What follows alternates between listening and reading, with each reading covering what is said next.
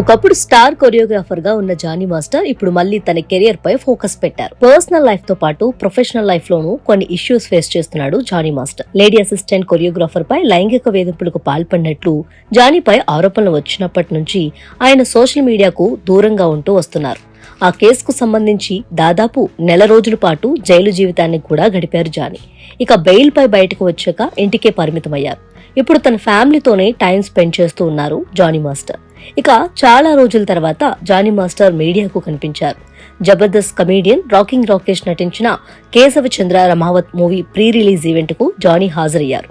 ఆ pre release event వేదికపై Jani emotional అయ్యారు. లైంగిక వేధింపుల ఆరోపణలు తన జీవితాన్ని కుదిపేసినట్లుగా చెప్పకనే చెప్పారు జానీ.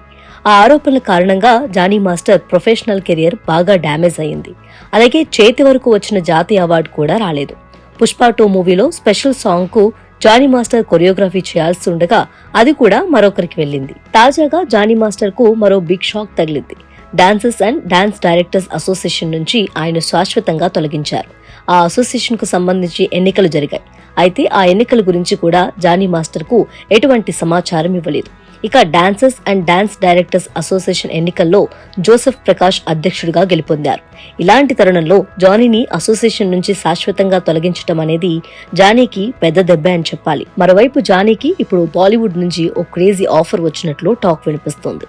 వరుణ్ ధావన్ చేస్తున్న బేబీ జాన్ మూవీలో ఓ స్పెషల్ సాంగ్ కు కొరియోగ్రఫీ చేసే అవకాశం జానీకి వచ్చిందట.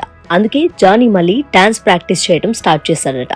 దానికి సంబంధించిన వీడియో ఒకటి సోషల్ మీడియాలో కూడా వైరల్ అవుతుంది. మరి ఆ సాంగ్ తో అయినా జానీ మళ్ళీ ఫామ్ లోకి రావాలని ఆయన అభిమానులు కోరుకుంటున్నారు.